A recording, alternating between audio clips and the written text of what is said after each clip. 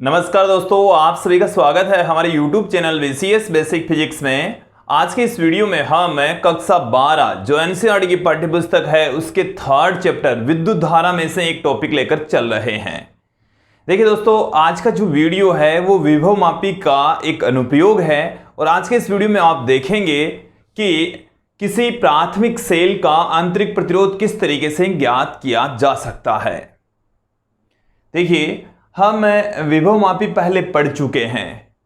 विभव मापी के बारे में संपूर्ण जानकारी हम ले चुके हैं। इसके साथ में हम किसी प्राथमिक सेल के आंतरिक प्रतिरोध के बारे में भी चर्चा कर चुके हैं, लेकिन मैं फिर भी आप लोगों को यहाँ पर थोड़ा थोड़ा दोनों के बारे में यहाँ पर बता देता हूँ कि सबसे पहले हम बात करते हैं किसी प्राथमिक सेल के आंतरिक प्रतिरोध की। देखिए, कोई भी जो सेल होता है उसमें दो टर्मिनल होते हैं। किसी सेल के अंदर कितने टर्मिनल होते हैं? दो टर्मिनल होते हैं। इस तरीके से ये मैंने एक सेल का ढांचा दिखाया है और ये हमारे पास में है धनात्मक टर्मिनल, ये ऋणात्मक टर्मिनल। धन टर्मिनल को हम एनोड और ऋण टर्मिनल को हम कैथोड कहते हैं। क्लियर? और इन दोनों टर्मिनल से हम किसी उपकरण को संयोजित करते हैं जिससे ये जो सेल होता है ये क्या है? विद्युत सेल। ये जो विद्युत सेल है वो रासायनिक ऊर्जा को विद्युत ऊर्जा में कन्वर्ट कर देता है, जिसके कारण से यहां से विद्युत धारा का प्रवाह होता है। ये एक कोई रेजिस्टेंस लगा है कैपिटल आर, या कोई उपकरण लगा है जिसका रेजिस्टेंस कैपिटल आर है, उसमें से आई धारा प्रवाहित होती है। कितनी धारा प्रवाहित होती है? आई धारा का प्रवाह होता है। ये हमने कोई सेल दिखाया है और उससे कैपिटल आर प्रतिरोध का रेजिस्टेंस संयोजित किया है। इस सेल के अंदर विद्युत अपगड़े पदार्थ भरा होता है। क्या भरा होता है? इस सेल के अंदर विद्युत अपगड़े पदार्थ भरा होता है और उस विद्युत अपगड़े पदार्थ के अंदर मौजूद जो रसायन होते हैं वही आपस में क्रिया करके रासायनिक ऊर्जा से विद्युत ऊर्जा का निर्माण करते हैं। विद्युत ऊर्जा से रासायनिक ऊर्जा से विद्युत ऊर्जा क्रिएट करते हैं। अब देखिए, यहां पर ये जो विद्युत अपगड़े पदार्थ होता है, इस विद्युत अपगड़े पदार्थ के अंदर आयन गति करते हैं। कौन गति करेंगे? आयन। धनायन ऋण टर्मिनल की ओर और ऋणायन धन टर्मिनल की ओर गति करेंगे। और जब आयन विपरीत प्रकृति वाले इलेक्ट्रोनों की ओर गति करते हैं तो उनके मार्ग में जो बाधा उत्पन्न होती है, जो रुकावट उत्पन्न होती है, उसको हम कहते हैं सेल का आंतरिक प्रतिरोध। देखो, एक चीज यहां पर समझ लीजिए कि सेल के अंदर जो धारा का प्रवाह होता है वो आयनों के द्वारा होता है। किसके जरिए होगा धारा का प्रवाह? आयनों के द्वारा होगा। और वो जो आयन है उनके मार्ग में उत्पन्न जो बाधा या रुकावट होती है उसी को हम सेल का आंतरिक प्रतिरोध कहते हैं। देखिए, सेल को जब हम बाह्य प्रतिरोध से जोड़ देंगे तो धारा का प्रवाह होगा। अंदर भी आई धारा बहेगी, बाहर भी आई धारा बहेगी। धारा सेम बहेगी, लेकिन बाहर तो धारा इलेक्ट्रॉनों की वजह से प्रवाहित हो रही है, अंदर जो धारा प्रवाहित होती है वो आयनों की वजह से प्रवाहित होती है। और उन आयनों के मार्ग में, धारा के मार्ग में उत्पन्न जो बाधा, रुकावट, व्यवधान होता है उसी को ही हम सेल का आंतरिक प्रतिरोध कहते हैं। तो सेल के आंतरिक प्रतिरोध को एक बार फिर से सुन लीजिए, समझ लीजिए कि सेल के अंदर आंतरिक भाग में धारा के मार्ग में उत्पन्न बाधा, रुकावट, व्यवधान सेल का आंतरिक प्रतिरोध कहलाता है। एक बार और डेफिनेशन सुन लीजिए कि सेल के अंदर धारा के मार्ग में उत्पन्न बाधा सेल का आंतरिक प्रतिरोध कहलाता है। सेल के आंतरिक प्रतिरोध को हम स्मॉल आर से प्रदर्शित करेंगे। सेल के आंतरिक प्रतिरोध को स्मॉल आर से लिखा जाएगा। देखिए, यहां पर मैं कुछ डेफिनेशंस आप लोगों के सामने रख देता हूं। एक तो होता है सेल का विद्युत वाहक बल। सेल का विद्युत वाहक बल।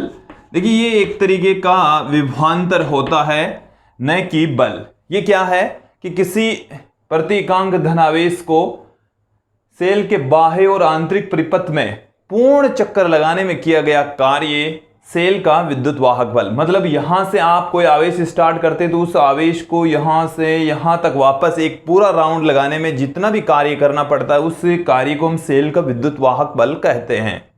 तो पूरा एक चक्कर लगाने में जो भी काम करना पड़ता है उसको हम सेल का विद्युत वाहक बल कहते हैं। और सेल के विद्युत वाहक बल को हम ई से प्रदर्शित करते हैं। किससे लिखा जाता है? ई से लिखा जाएगा। क्लियर?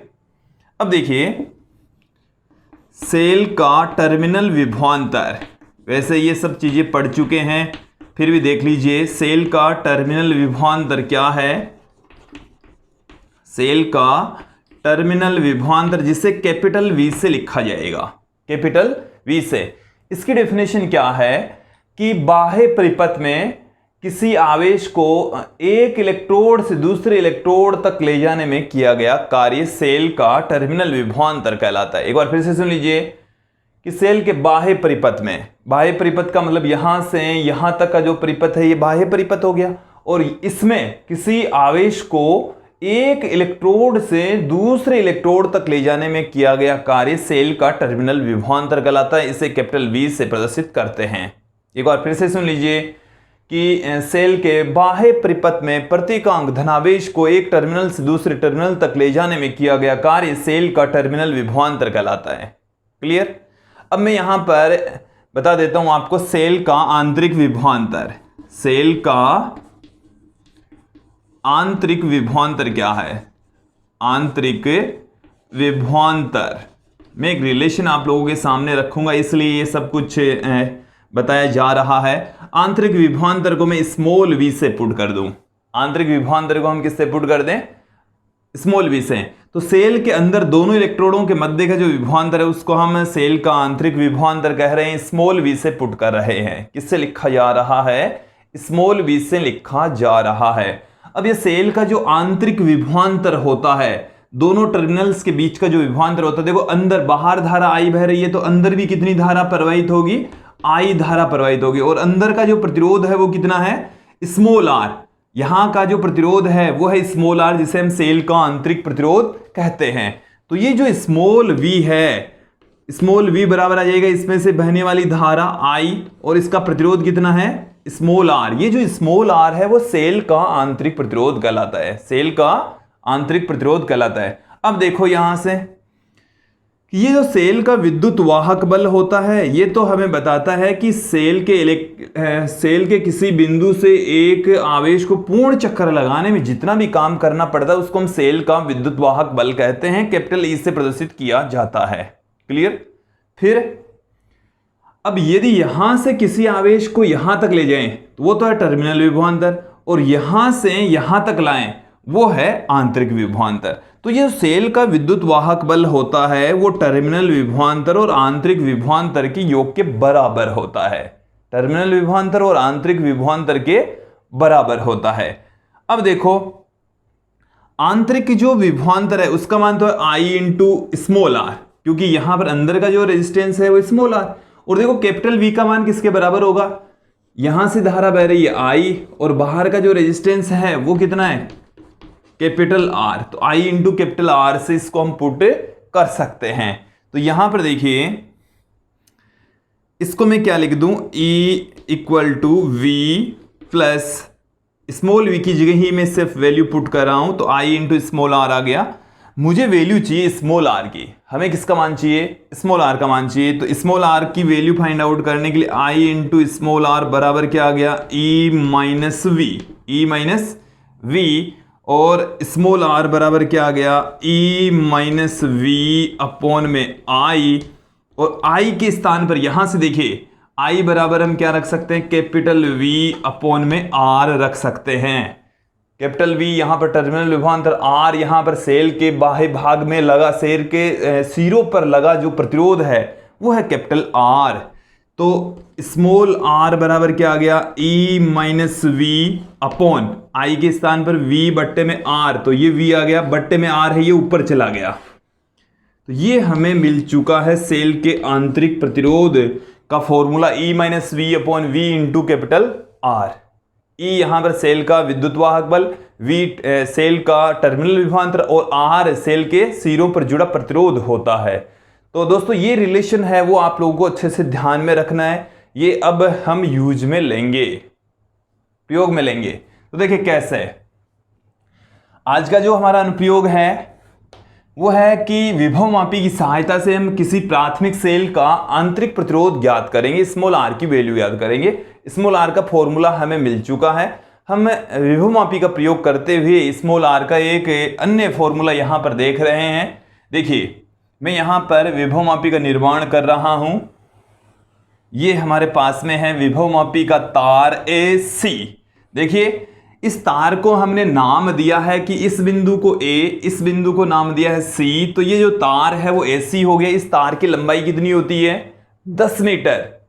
प्रयोगशाला में प्रयुक्त जो विभवमापी होता है उसमें जो विभवमापी तार है उसकी लंबाई 10 मीटर लेते हैं। मैग्नीन कांस्टेंट का बना होता है। यह है इसका प्राथमिक परिपथ। प्राथमिक परिपथ में क्या क्या लगा होता है विद्यार्थियों? प्राथमिक परिपथ है ये, और प्राथमिक परिपथ के अंदर लगा होता है एक सेल। ये हमारे पास में एक सेल जुड़ा है जिसका विद्युत वाहक बल EP।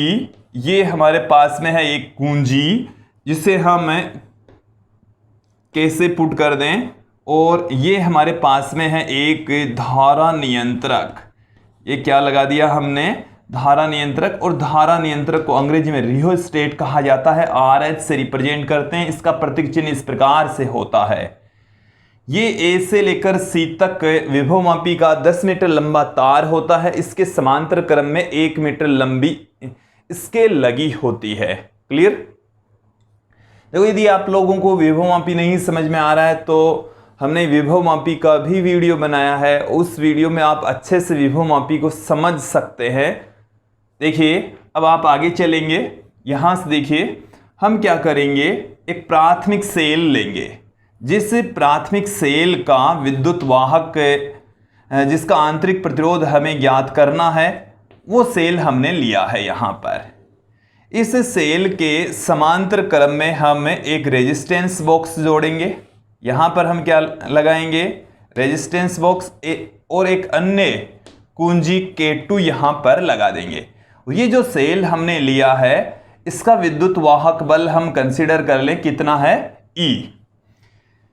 फिर देखिए इसके सेल के दोनों टर्मिनल्स के बीच में हमने एक रेजिस्टेंस बॉक्स और एक कुंजी लगा दी है।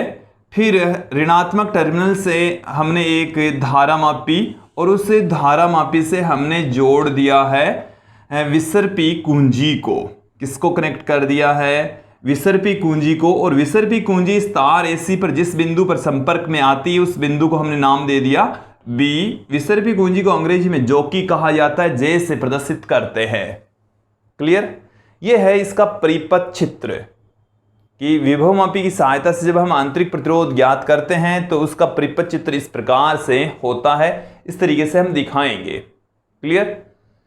देखिए इसमें जो परिपथ चित्र, एक बार इसको समझ लीजिए कि हमारे पास में विभवमापी है एक AC जिसके हम प्राथमिक परिपथ संयोजित कर देंगे, जिसमें एक बैटरी EP कुंजी K तथा धारा नियंत्रक RN जुड़ा होता है। और जिससे प्राथमिक सेल का आंतरिक प्रतिरोध ज्ञात करना होता है उसे हम बिंदु A से कनेक्ट कर देंगे। और हम उस प्राथमिक सेल का विद्युत वाहक बल E लेकर चल रहे हैं और उसके ऋणात्मक टर्मिनल से धारामापी और धारामापी से एक विसर्पी कुंजी संयोजित कर दी जाती है तथा सेल के दोनों टर्मिनल्स के बीच में एक धारा प्रतिरोध बॉक्स तथा एक अन्य कुंजी K2 संयोजित कर दी जाती है।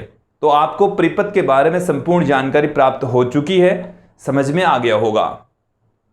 अब देखिए विद्यार्थियों कि जो विभवमापी है वो कैसे काम करता है, उसका सिद्धांत क्या है वो हम पहले पढ़ चुके हैं कि ये जो बैटरी EP है इसका सारा का सारा जो वोल्टेज है वो AC पर ड्रॉप हो जाएगा जब इसमें प्रतिरोध 0 होता है। धारा नियंत्रक पर प्रतिरोध 0 होता है तो सारा का सारा जो वोल्टेज है EP का वो तार AC के ऊपर ड्रॉप हो जाएगा, काम में आ जाएगा। क्योंकि जो तार AC है वो मैग्नीन कांस्टेंट का बना हुआ है, एक प्रतिरोधक तार होता है और प्रतिरोध के ऊपर विभव का पतन होता है, वोल्टेज ड्रॉप हो जाता है, वोल्टेज यूज में आ जाता है। तो जो बैटरी है वो तो वोल्टेज क्रिएट कर रही है और वो यूज में कहाँ आया? वो AC के ऊपर यूज में आ गया। तो जो तार AC है उसके ऊपर बैटरी ईपी के द्वारा विभव पतन होता है, एक समान रूप से विभव पतन होता है। और प्रति एकांक लंबाई पर जो विभव पतन होता है उसको हम विभव प्रवणता कहते हैं। उसे क्या कहा जाता है? विभव प्रवणता, जिसे हम फाई या अक्ष से प्रदर्शित करते हैं। जिसे किससे लिखा जाएगा? फाई या अक्ष से लिखा जाएगा। विभव प्रवणता, जिसको हम अक्ष से प्रदर्शित कर रहे हैं। कुल विद्युत वाहक बल ईपी, तार एसी की लंबाई एल। तो जो विभव प्रवणता है जिसे हम फाई से भी प्रदर्शित कर सकते हैं, ईपी अपॉन में एल के इक्वल होती है। यहां तक आप लोगों को समझ में आ गया होगा। अब देखिए विद्यार्थियों, ये जो फॉर्मूला है रेजिस्टेंस का, इसे तो आप लोगों को ध्यान में रखना ही है। ये वाला जो फॉर्मूला है इसे आप लोगों को अच्छे से ध्यान में रखना है।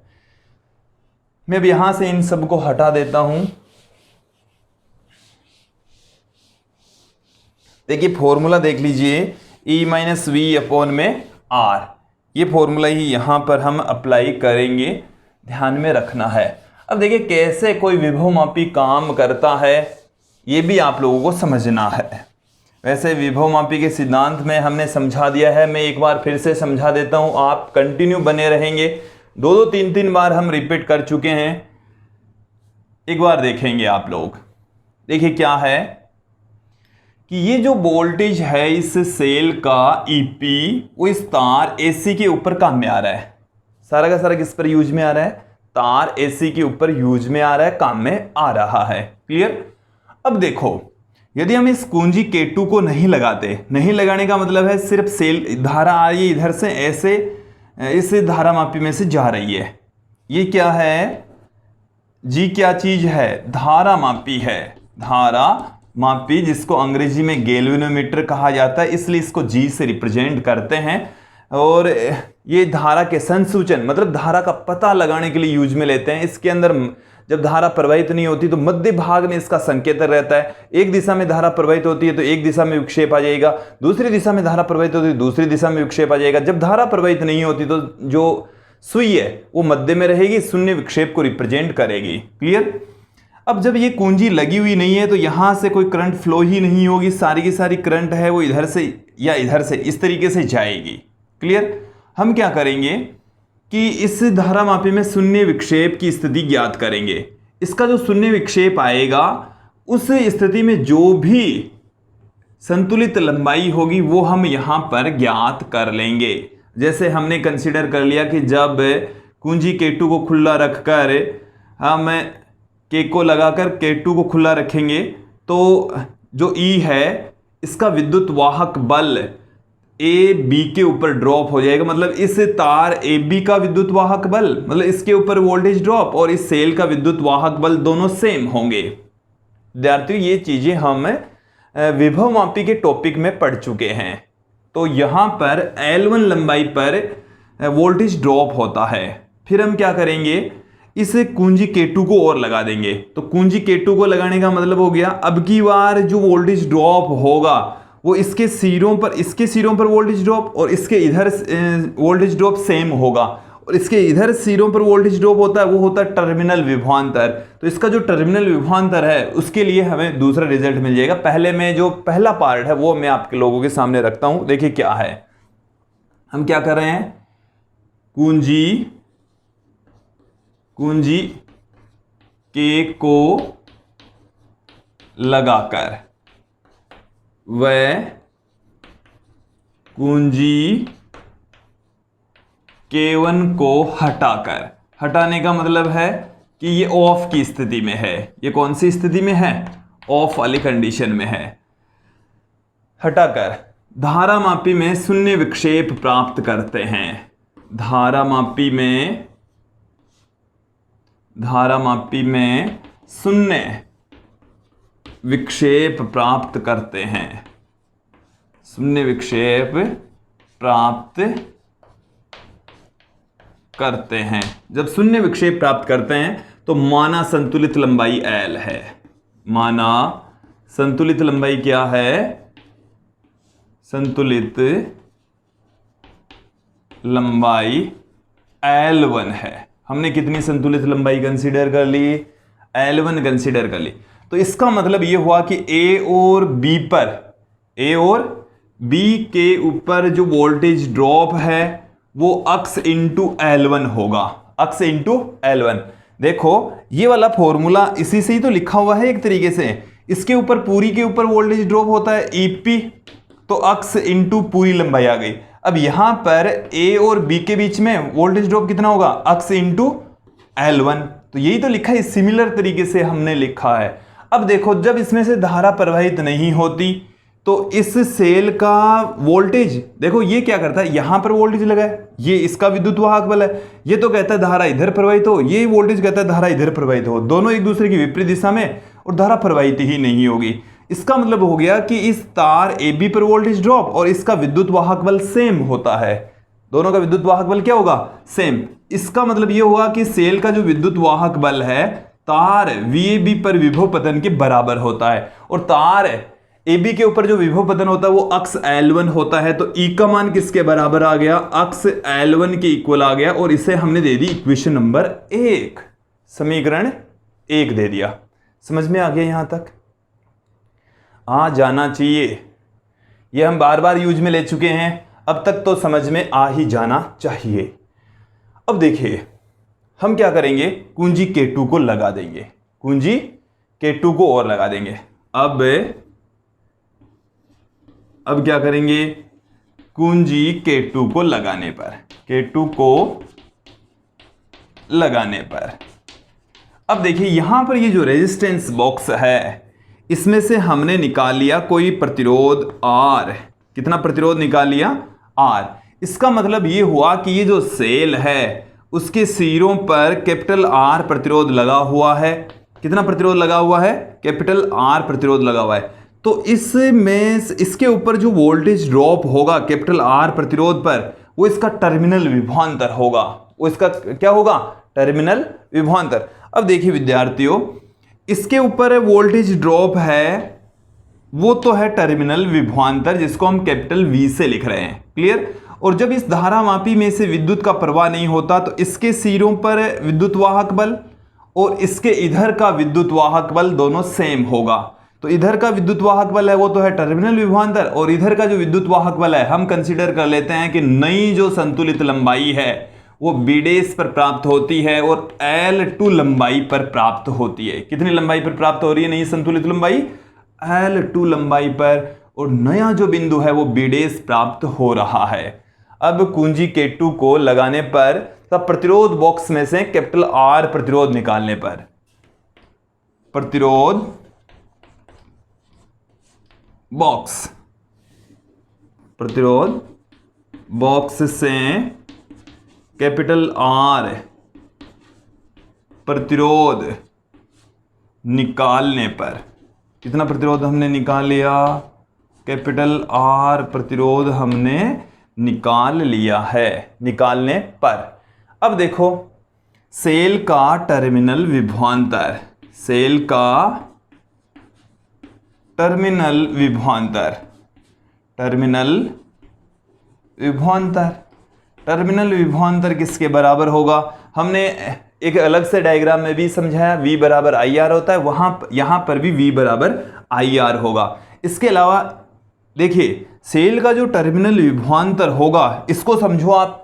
अब जैसे ही इसको हमने कुंजी K2 को लगा दिया है, शून्य विक्षेप की जो स्थिति है वो L2 लंबाई पर प्राप्त होती है, B' बिंदु पर प्राप्त होती है। विसर्पी कुंजी का यहां पर जब इसको टच करवाएंगे तब जाकर शून्य विक्षेप इसमें प्राप्त होता है। इसका मतलब ये हो गया कि टर्मिनल विभवांतर V, इसकी वैल्यू आ गई है VAB' के बराबर, VAB'।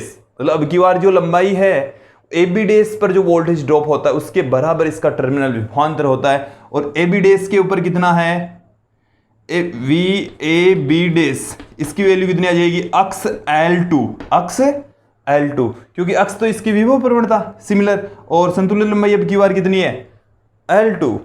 संतुलित लंबाई कितनी है इस कंडीशन में, यहां पर चाहे तो आप पुट कर देंगे, निकालने पर संतुलित लंबाई कितनी है, L2 है। ये लैंग्वेज भी यहां पर एक लाइन और लिखनी है, माना कि संतुलित लंबाई कितनी है इसकी, L2।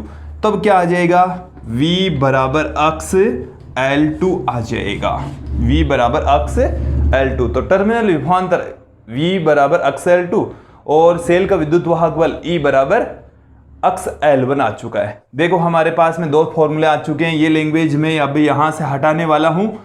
E बराबर अक्स L1 आ गया और V बराबर हमें मिल चुका है अक्स L2। इन दोनों फॉर्मूलों को हम यूज में लेंगे अभी। देखिए विद्यार्थियों, मैं यहां से मिटा रहा हूं। इसमें हमने जो लैंग्वेज है वो बहुत कम यूज में ली है और जो लैंग्वेज मैंने यूज में ली है उसको मैंने यहाँ से हटा भी दिया है। और यदि आप लोगों को इस चैप्टर के इस टॉपिक के नोट्स प्राप्त करने हैं तो इस वीडियो को अंत तक देखते रहिए। आपको एक व्हाट्सएप नंबर दिए जाएंगे और उन व्हाट्सएप से आप हस्तलिखित नोट्स प्राप्त कर सकते हैं। देखो तो विद्यार्थियों, क्या है, हमें सेल का विद्युत वाहक बल मिल चुका है, सेल का टर्मिनल विभवांतर मिल चुका है, हम जानते हैं सेल का आंतरिक प्रतिरोध, हम जानते हैं सेल का आंतरिक प्रतिरोध, सेल का आंतरिक प्रतिरोध, सेल का जो आंतरिक प्रतिरोध है वो क्या होता है। अभी हमने एक फॉर्मूला यहां पर देखा, E minus V upon V into में कैपिटल R, इंटू में कैपिटल R, ये हमने फॉर्मूला देखा था। E का मान रख दो इसमें, अक्स L1, V का रख दीजिए अक्स L2 अपॉन अक्स L2 इंटू में कैपिटल R, ऊपर से x कॉमन लेंगे, नीचे से x कॉमन लेंगे, दोनों से कैंसिल आउट कर देंगे तो L1 minus L2 upon L2 into में कैपिटल R, ये किसी सेल का आंतरिक प्रतिरोध का फॉर्मूला आ चुका है। स्मॉल r बराबर L1 minus L2 upon L2 into में कैपिटल R।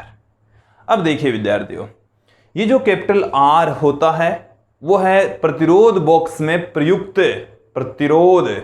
हम 1 ओम निकालेंगे, 1 R का मान आ जाएगा, 2 ओम निकालेंगे R का दूसरा मान आ जाएगा, 3 ओम निकालेंगे तो R का तीसरा मान आ जाएगा। और किसी भी प्राथमिक सेल का जो आंतरिक प्रतिरोध होता है वो लगभग आधे ओम से, मतलब 0 ओम से 10 ओम के मध्य होगा। यदि 10 ओम से ज़्यादा आ रहा है इसका मतलब उसमें आंतरिक प्रतिरोध काफ़ी ज़्यादा है, सेल प्रॉपर तरीके से काम नहीं कर रहा है, पूर्णतः डिस्चार्ज हो चुका है या खराब हो चुका है, ये वाली कंडीशंस आ जाती है। L1 क्या है, जब K2 ये कुंजी खुली हो K2, और L2 क्या है, जब K2 लगी हो तब संतुलित लंबाइयां है ये L1 तथा L2। तो दोस्तों ये था किसी भी सेल के आंतरिक प्रतिरोध का formula L1 minus L2 upon L2 into में कैपिटल R। मुझे उम्मीद है आप लोगों को ये जो वीडियो है वो अच्छे से समझ में आ चुका है। इसमें फिर भी आप लोगों को कोई दिक्कत हो तो हमारे नोट्स को यूज में ले सकते हो, फिर भी आप पूछ लीजिए कोई प्रॉब्लम हो तो। मैं व्हाट्सएप नंबर बता देता हूं जिससे आप इस चैप्टर के नोट्स प्राप्त कर सकते हैं।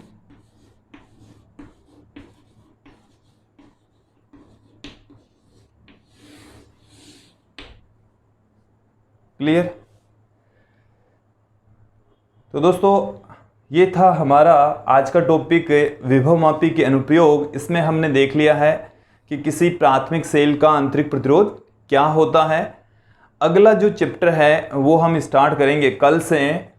कंटिन्यू आप लोग हमारे से जुड़े रहिए, बने रहिए। आज के लिए इतना ही, धन्यवाद दोस्तों।